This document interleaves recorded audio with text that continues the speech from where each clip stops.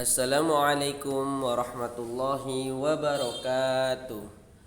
Bagaimana kabarnya anak soleh-soleh dan soleha?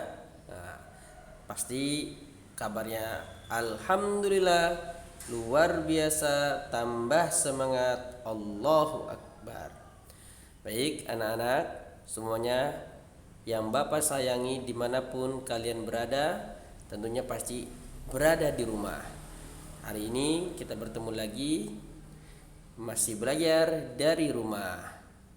Baik, Bapak akan menyampaikan tentang materi ICB atau pelajaran akidah dan akhlak di kelas 5 ini pada bab kedua atau pelajaran kedua, yaitu materinya bertema Asmaul Husna pertama.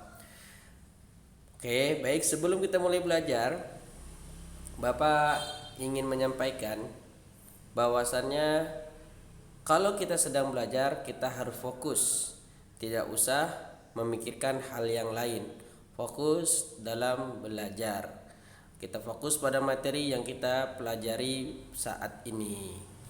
Mari kita mulai pelajaran kita pada hari ini dengan membaca basmalah bersama-sama.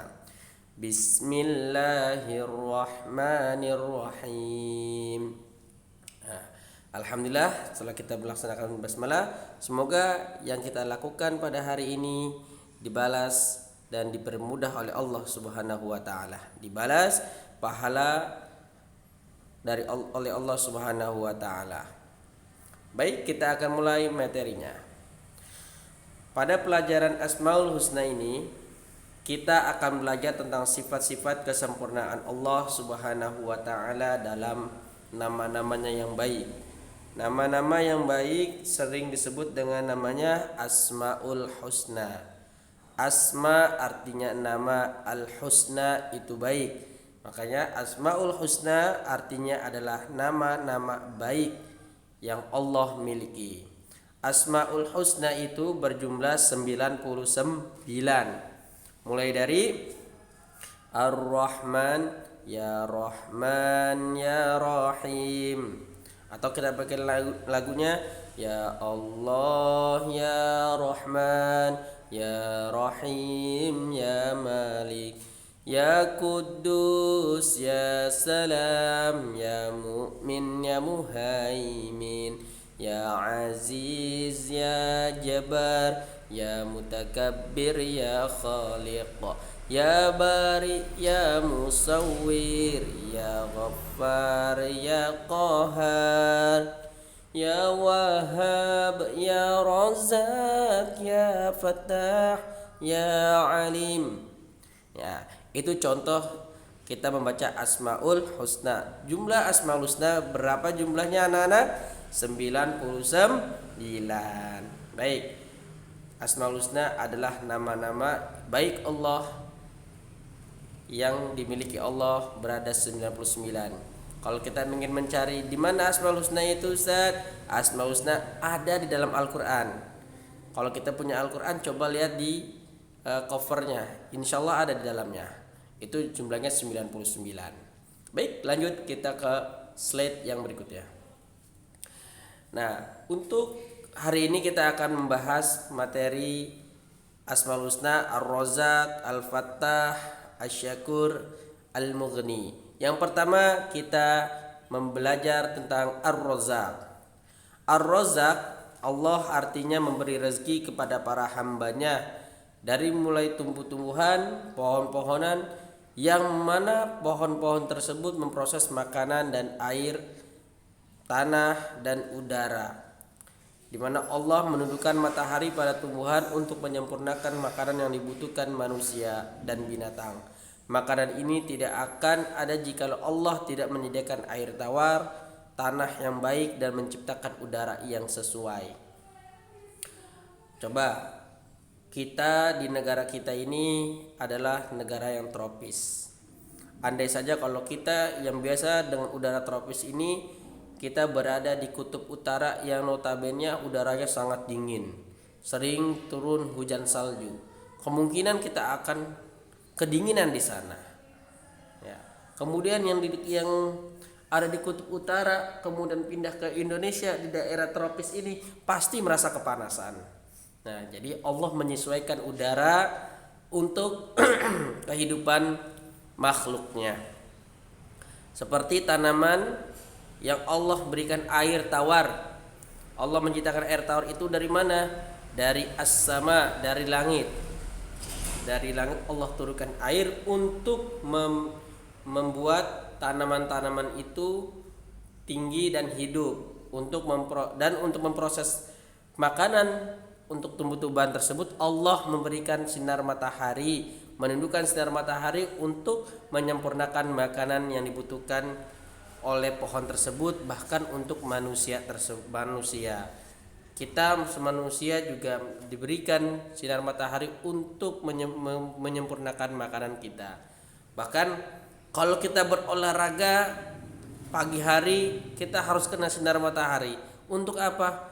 Untuk kita menjadi lebih segar dengan sinar matahari. Baik, slide selanjutnya. Nah, Allah menyesuaikan udara dan menyempurnakan makanan untuk tumbuh-tumbuhan, di mana tumbuh-tumbuhan itu diberikan air oleh Allah Subhanahu wa taala untuk menyempurnakan makanan manusia. Tidak mungkin kan biji sawi misalnya atau biji kangkung. Biji kangkung tidak akan kita makan tidak makan kangkung kalau tidak ada bijinya. Gak mungkin kita makan biji kangkung ya. Yang kita makan adalah kangkungnya. Nah, Allah memberikan air kemudian menumbuhkan biji kangkung tersebut sehingga lama-lama tumbuh tinggi, jadilah tumbuhan kangkung yang bisa dikonsumsi untuk manusia. Allah berfirman, "Falyanzuril insanu ila ta'ami anna sababnal ma'a sabba thumma shaqaqnal arda shaqqa فأنبتنا فيها حبا وعنبا وقضبا وزيتونا ونخلا وحدائق غلبا وفاكهة وأبا متاعا لكم ولأنعامكم. Firman Allah tentang Ar-Razzaq dalam surat Abasa ayat 24 sampai dengan 32, yang artinya, maka hendaklah manusia itu memperhatikan makanannya. Sesungguhnya kami benar-benar telah mencurahkan air dari langit, kemudian kami belah bumi dengan sebaik-baiknya.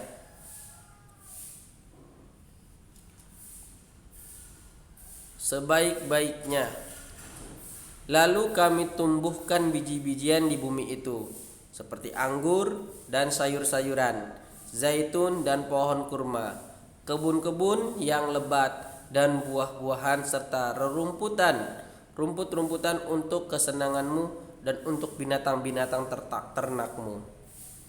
Allah, kita perhatikan, Allah menciptakan rumput di pinggir jalan atau di padang pertanian atau sawah, di mana rumput itu disempurnakan oleh Allah melalui air curahan hujan, kemudian sempurna untuk makan binatang ternak. Kemudian kita menanam jagung atau menanam suatu tumbuhan yang dari biji. Jagung tak ditanam oleh manusia, disiram oleh manusia dan dijadikan bumi itu tempat tumbuhnya biji-bijian. Maka jadilah tumbuhan jagung itu semakin tinggi dan sempurna sehingga bisa kita konsumsi, sehingga bisa dimakan untuk manusia. Maka hendaklah manusia itu memperhatikan makanannya. Kenapa dari mana asal pohon jagung ini? Pohon jagung berasal dari jagung, kemudian menjadi pohon jagung. Siapa yang menciptakan pohon jagung? Yaitu Allah Subhanahu wa ta'ala. Allah yang maha memberikan rizki. Kita menanam jagung pasti akan diberikan jagung oleh Allah, tumbuhan jagung. Walaupun kita menanam padi, pasti terkadang ada rumput yang tumbuh. Ya, baik. Slide selanjutnya.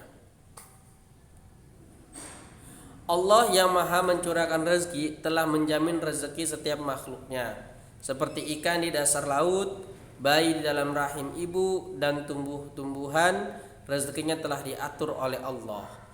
Allah berfirman dalam surat Hud ayat 6, "Wa ma min dabbatin fil ardi illa 'ala Allahi rizquha." Dan tidak ada suatu binatang melata pun di bumi melainkan Allah lah yang memberi rezekinya. Jadi Allah telah menentukan rezeki makhluknya yang Allah ciptakan di muka bumi ini. Di alam semesta ini Allah telah berikan rezekinya. Coba kita perhatikan burung-burung yang ketika pagi hari berkicau untuk mencari makanan. Dia berangkat mencari makanan dalam perut yang kosong dan kemudian pulang setelah mencari makanan dalam perut yang penuh dan perut yang kenyang. Itu Allah lah yang memberikan rezeki kepada burung tersebut. Allah memberikan kedua sayap untuk burung tersebut terbang. Ada lagi contohnya, yaitu cicak di dinding. Makanannya apa? Makanannya nyamuk. Ya. Bagaimana cicak bisa makan? Ya, nyanyinya kadang cicak-cicak di dinding, diam-diam merayap, datang seekor nyamuk, hap, lalu dimakan. Ya. Itu ya. Jadi Allah memberikan rezeki kepada makhluk ciptaannya. Seperti bayi di dalam rahim ibu, saat kita kecil merasa di dalam perut ibu, kita tidak bisa makan. Kita nggak mungkin makan hamburger, makan sosis, makan bakso, nggak bisa kita dalam perut.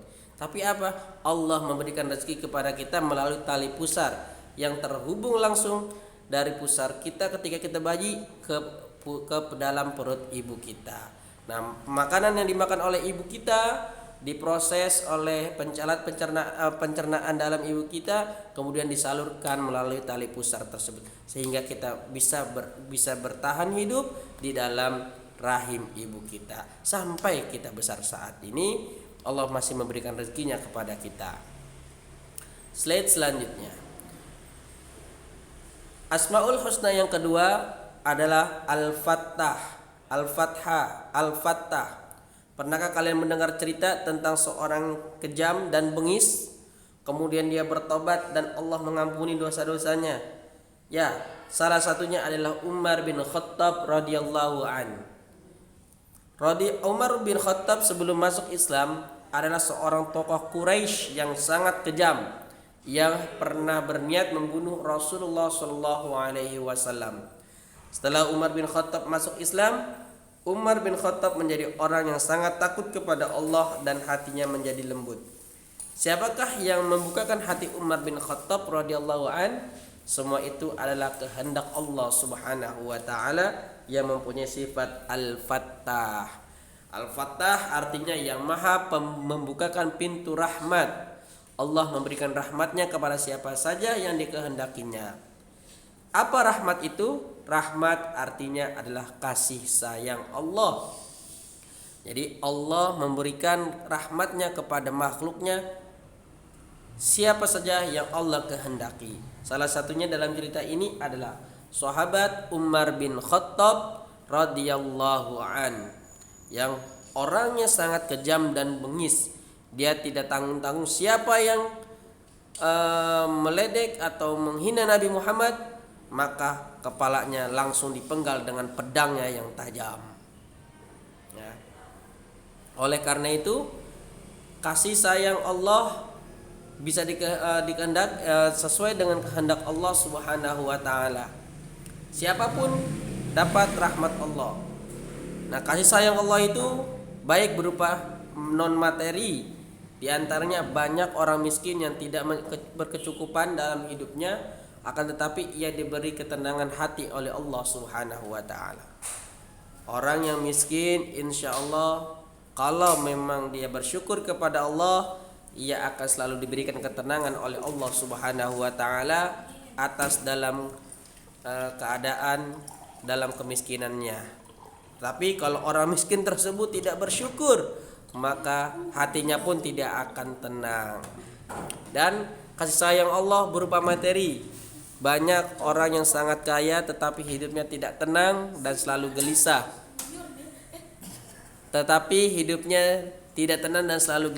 Hal itu disebabkan Allah tidak mencurahkan rahmatnya kepada orang tersebut. Artinya bukan Allah tidak mencurahkan rahmatnya kepada orang kaya tersebut. Kalau orang kaya tersebut bersyukur kepada Allah, insya Allah Allah akan memberikan rahmatnya dan akan selalu menambahkan rezekinya, nikmatnya kepada orang kaya tersebut. Seperti surat Ibrahim, la in syakartum la azidannakum wa la in kafartum inna azabi lasyadid. Ya. Baik. Dan kemudian di akhirat kelak, rahmat Allah hanya diberikan kepada orang yang beriman. Rahmat itu berupa pengampunan dari segala dosa-dosa dan dijauhkan dari siksa api neraka. Dalam surat As-Saba ayat 6 Allah menjelaskan, Allah berfirman, "Qul yajma'u bainana rabbuna thumma yaftahu bainana bil haqqi wa huwal fattahul alim." Katakanlah, Tuhan kita akan mengumpulkan kita semua, kemudian Dia memberi keputusan antara kita dengan benar, dan Dialah Maha Pemberi keputusan lagi Maha mengetahui. Oleh karena itu, segala apa yang kita lakukan di muka bumi ini, Allah tahu dan Allah mengetahui apa yang kita lakukan. Kalau misalnya kita melakukan segala sesuatu yang kita lakukan di muka bumi ini, selalu dicatat oleh tentara Allah. Siapa tentara Allah? Yaitu malaikat Raqib dan Atid. Nah, oleh karena itu sebagai orang yang beriman, kita harus selalu bersyukur atas semua pemberian Allah. Kita hanya memohon kepada Allah yang Maha membukakan pintu rahmat. Semoga Allah selalu mencurahkan rahmatnya kepada kita. Amin ya robbal alamin. Baik anak-anak, itu saja materi pada hari ini tentang Asmaul Husna. Pertama, kita sudah belajar tentang Asmaul Husna, Al-Fattah dan Ar-Razzaq. Ar-Razzaq artinya adalah Maha Pemberi rezeki, dan Al-Fattah Maha Pembuka rahmat. Oleh karena itu, kita selalu beriman kepada Allah Subhanahu wa taala melalui Asmaul Husna. Baik, setelah ini jangan lupa untuk mengerjakan latihan pemahaman materi yang Bapak berikan ya. Bapak akhiri, assalamualaikum warahmatullahi wabarakatuh.